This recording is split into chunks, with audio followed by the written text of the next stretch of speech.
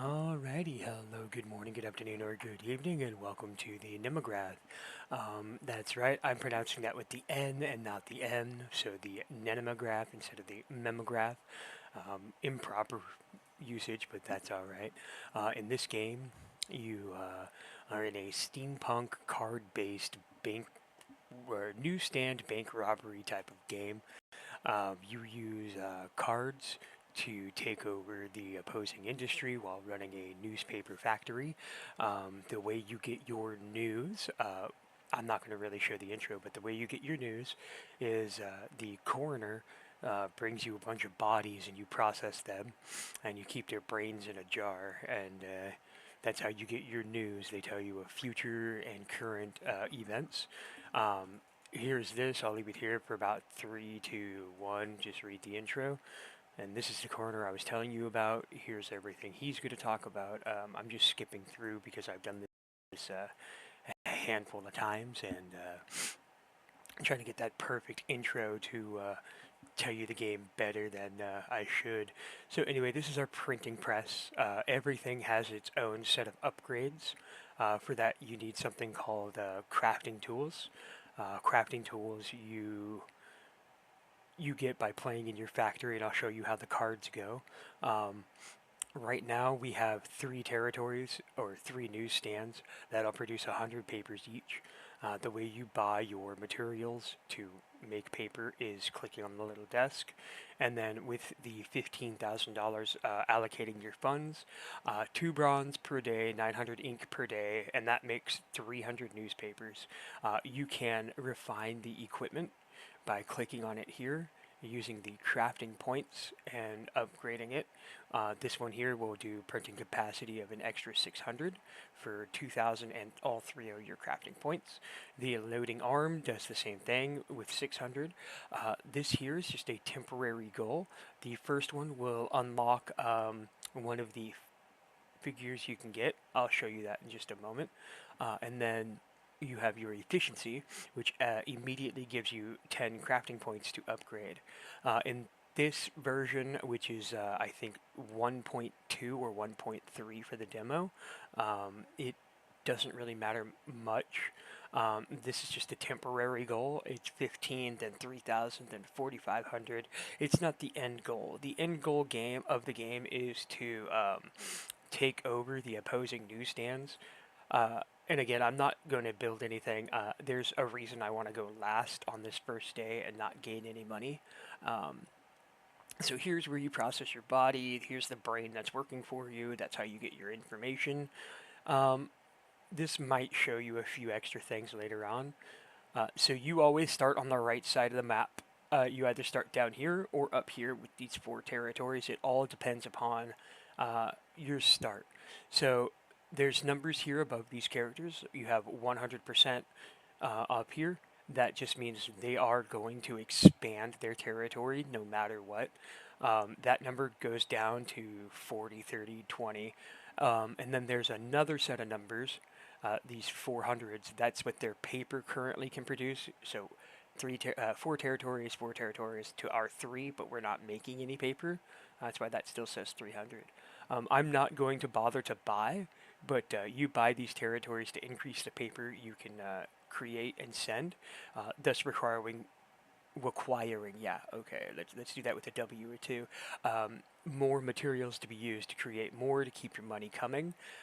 When you, say, branch out and buy this property, they have a chance to come and take it over through armed robbery, and I'll show you that later.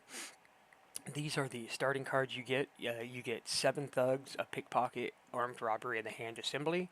I'll show you those on the card playing phase and explain how all that works. So here you can see what your deck is consisting of. When you buy a new card, you come here and click add to deck. It'll automatically add it to your deck, and then you have to press plus or minus to increase or decrease the characters. Your first guy here is your underworld trader. He sells you nothing but your attack cards. I preferably use them to attack. That's the whole reason I'm going second. Here you have crafting area. He also has a few other things later in the game. Right now he's got the Workbench 2 to give you 4 tools. These can only be played in your territory, whereas like the Armed Robbery, you can attack somebody else. And then in this third slot, you can get the Politician, but I wouldn't buy her right away, even though she does have a few proper resources, like a couple of her cards, you can steal copper from another player, you can bake your inventory for $2,000, $5,000, an informant which will steal things and tell you what they're planning on doing. Um, it's just tactics and everything, but you get that from here. So I wouldn't waste your money on it if you're going for the paper route. If you're not going for the paper route, it doesn't matter. It's just more characters for you to have. With that being said, I'm going to go ahead and do that. Get this cop. Cop will automatically shut something down. Come over here to our deck. Let's go ahead and add it back in.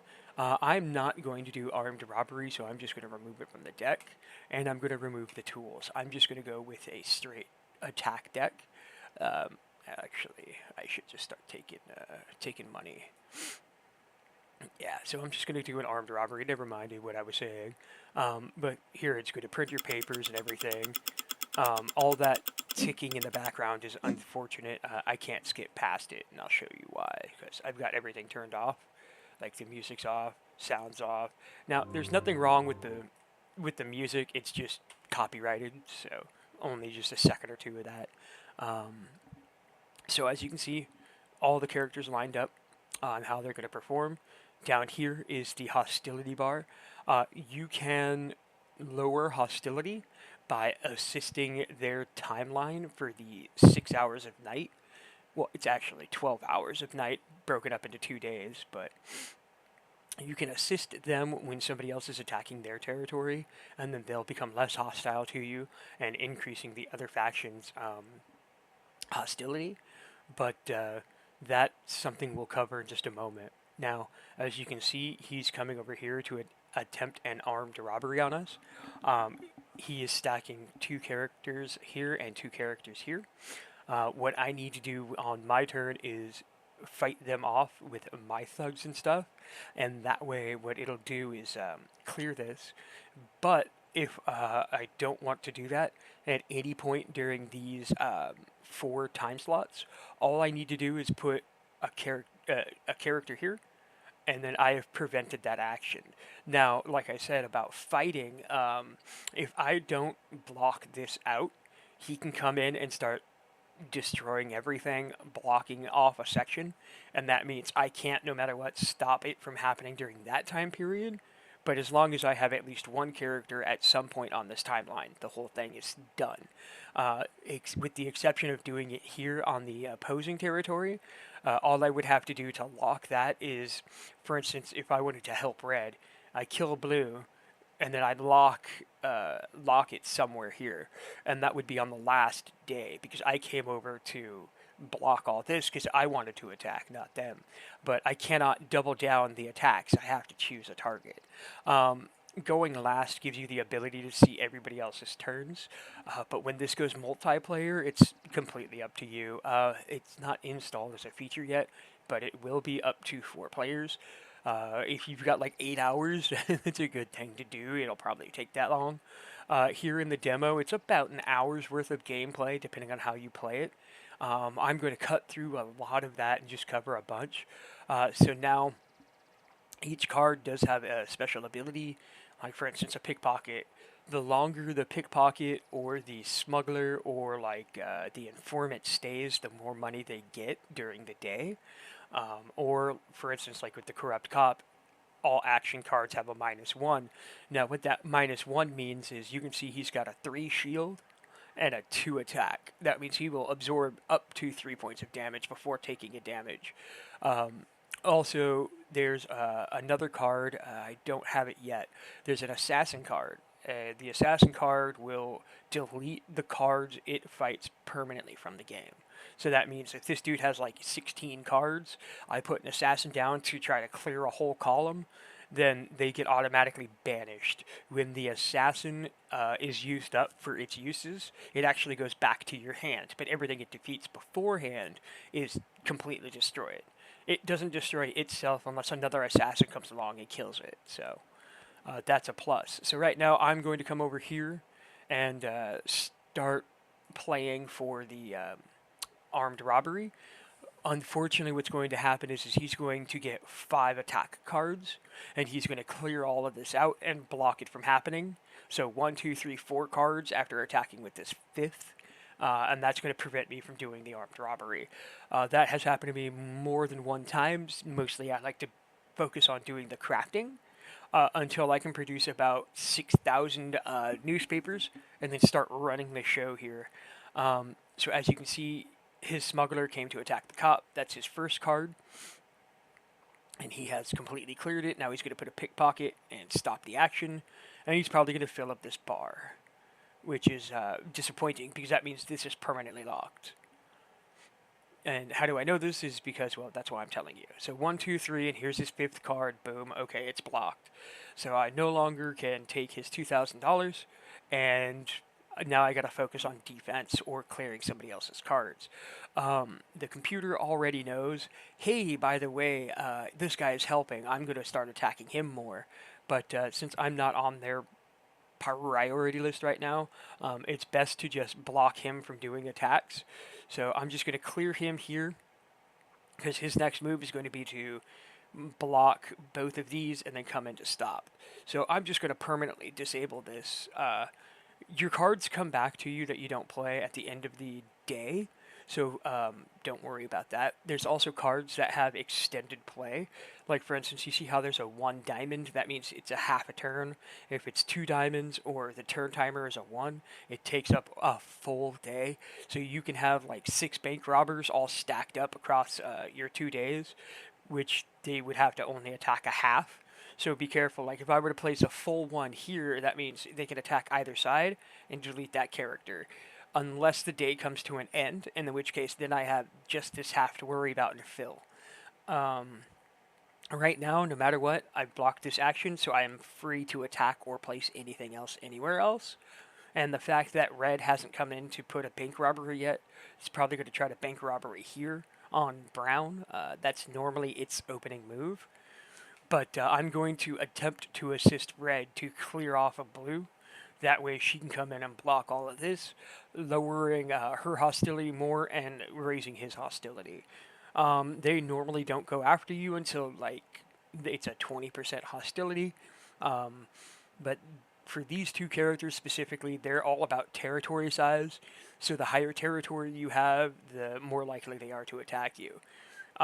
So as we can see, this is coming through. I'm just going to bump up the gameplay here in just a moment to 10 times speed. That's how I personally like to play it because I don't like sitting around. As you can see, with me clearing off that card, she came in and locked this action. If he were to come back and attack these 2 cards during any point of these next 2 turns, well, 2 turns, no, because I'm going to close off day 3. In the next, 2 turns, he could reactivate this. But what I like to do is I like to clear everything. Now, if I were to come over here while she's heisting, I can actually stop the heist from happening by having my units in there. The only thing I cannot stop is the armed robberies that are not in my territory, or I cannot boost them on their territory. I can assist them, like I've been saying, by going, okay, well, now the other player here can't stop you, I'll help you clear them off.